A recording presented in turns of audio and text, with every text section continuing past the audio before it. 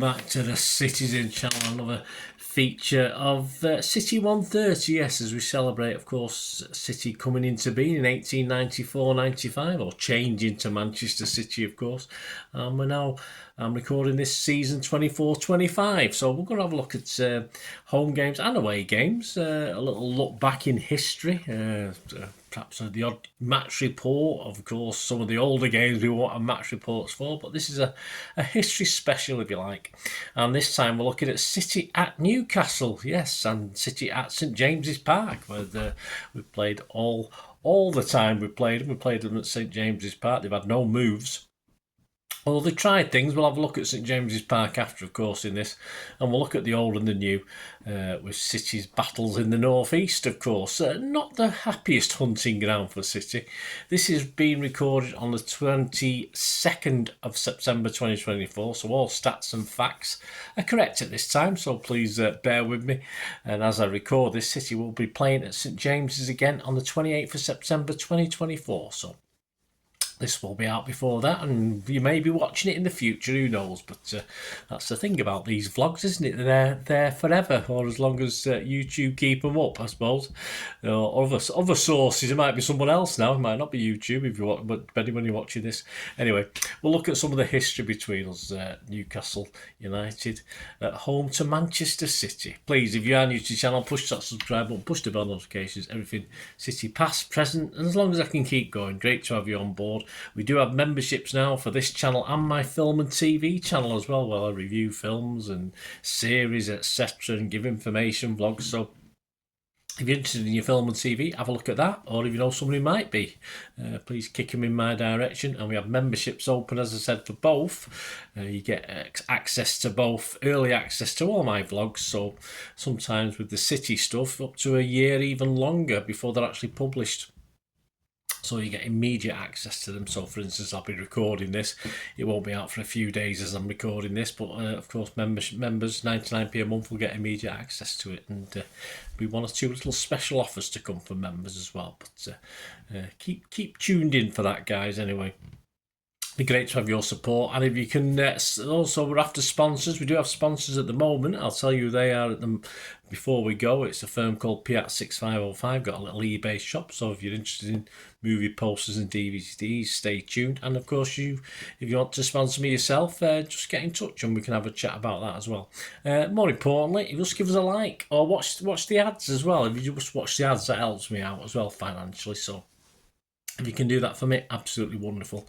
Right, let's have a look at this City 130, City at Newcastle.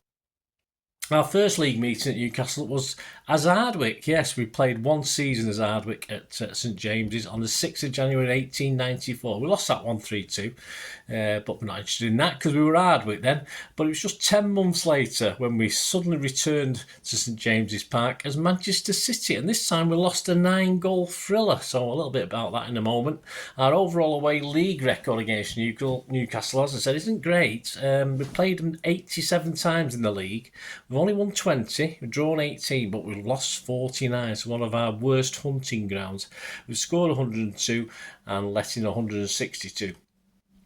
Our biggest away win was fairly recent. It was the 19th of December 2021. Remember that one? The teams that day: Newcastle, Dubravka, Clark, Lascelles, Ritchie, Murphy, Hayden, Willock, Joe Linton, Fraser, Almiron and Wilson. Their subs that we used was St Maximin and Longstaff. And City's team that day, yes, Edison, Cancelo, Diaz, Laporte, Zinchenko, De Bruyne, Rodri, Silva, Mahrez, Sterling and Jesus.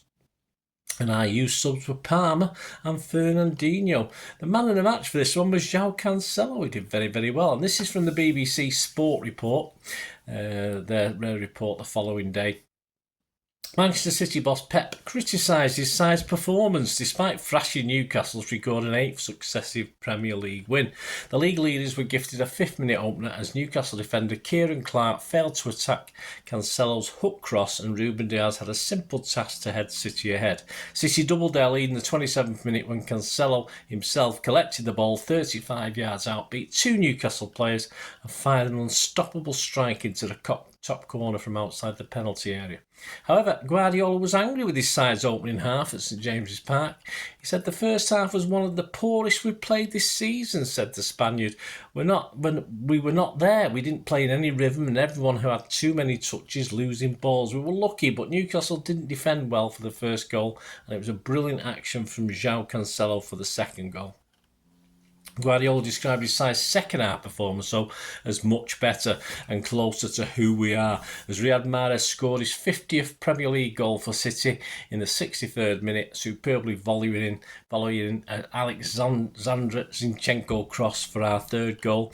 And it got even worse for poor Newcastle as Raheem Sterling tapped in from close range 4 minutes from time after a fine run down the left flank from Gabby Jesus. So our biggest away defeat was 5-0. We're not going into great detail on it, but that was on the 29th of October 1983. Both clubs in the second division then. The Newcastle scorers that day, a Peter Beardsley hat-trick, Chris Waddle and some fella called Kevin Keegan. I think I know him from somewhere. City team that day that was ripped apart, or was ripped a new one. Alex Williams, Ray Ranson, Andy May, Michael Walsh, Paul Power, Tommy Creighton, Neil McNabb, Duncan Davidson, Derek Parlane, Graham Baker and Jim Tolmie, and our sub was Steve Kinsey. And let's go further back in time. Let's go back to what we talked about at the top of this programme. Our first ever game as City at Newcastle. And it ended Newcastle 5, City 4. It was the 27th of October 1894. Way before my time, way before my dad's time, way before my granddad's time probably. Attendance for that one is anywhere between 2,000 and 3,000, depending which stat you look at. The City scorers that day are 4 goals. Sharple's got a couple, Finnehan and McReady. So let's have a little info on those scorers. James Sharples was at City between 94 and 96, 1894-96, scoring 20 goals in 40 games. His debut was in a 4-2 loss away at Bury on the 1st of September 1894, and his last game for City, a 5-0 High Road win over Walsall, with Sharples one of the scorers in that one.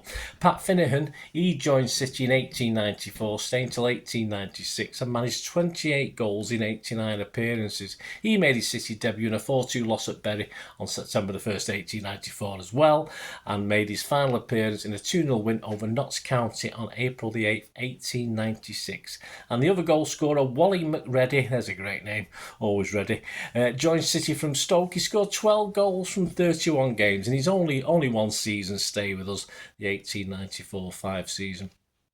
He made his debut on October the 13th in a 3-1 win away at Notts County, and his final game a 2-1 loss at Grimsby on the 20th of April 1895. Newcastle's goals included a hat-trick from someone called Bill Thompson, plus Willie Graham and Charles Dixon also got the goals.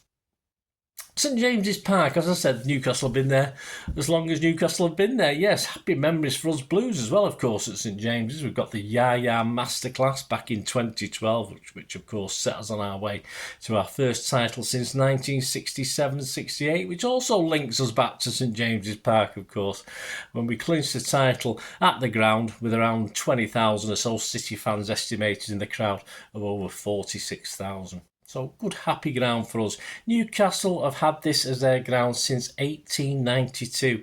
The lopsided development, let's be truthful about it, has been partly due to ongoing conflict about expansions with residents and the council. They even considered building a new on the nearby Leazes Park in the mid-1990s. As well as football, the ground's been used for international football as well, for England at the 2012 Olympics, for the Rugby League Magic Weekend, Rugby Union World Cup, Premiership and England Test matches at rugby, as well as, of course, concerts and TV film productions. And the first football team to play at St James's Park going back in time was Newcastle Rangers in 1880. Newcastle West End took over the ground in 1886. West End were wound up in 1892 and effectively merged into their rivals Newcastle East End. who took over the lease of St James's Park and became Newcastle United later that year. In 1899, the official capacity of the ground was a quite impressive 30,000. That was okay.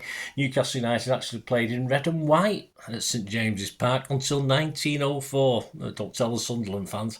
In 1905, ground improvements had doubled the capacity to 60,000. By 1995, the stadium only had a capacity of 36,600. Financial constraints as Newcastle suffered relegations at key times and protests from council and tenants had stymied somewhat the ground's expansion in those later years.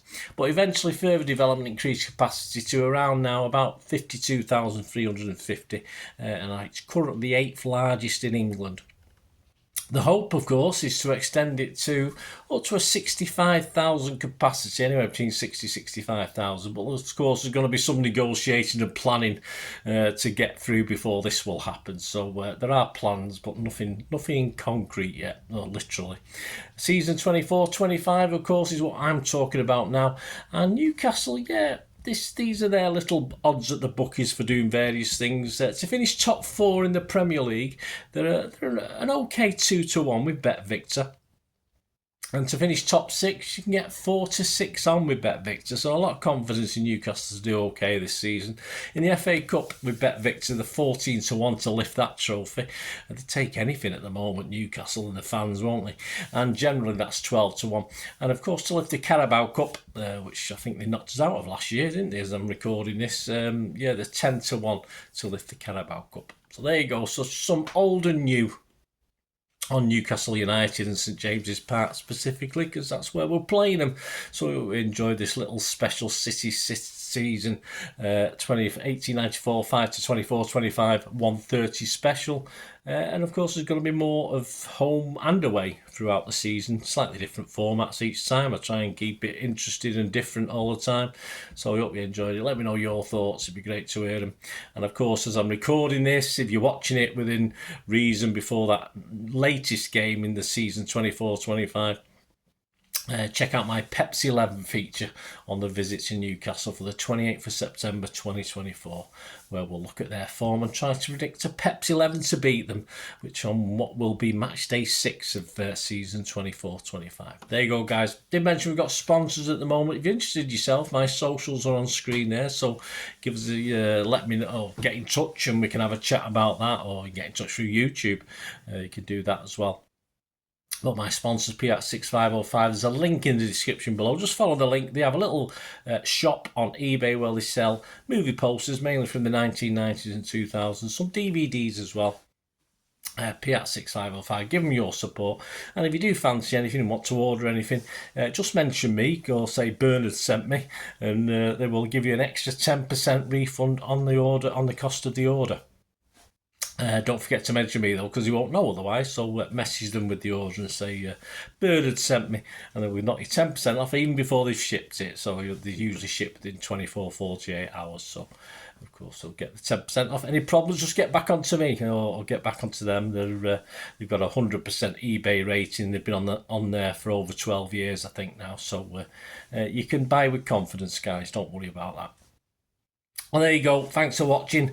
Until the next time, I only ever ask one thing, don't I? Please stay safe, everyone, especially you Blues, and stay safe any Newcastle fans that might have tuned in for this one. And until the next time, I only ever have one thing to say on this channel. Come on, City.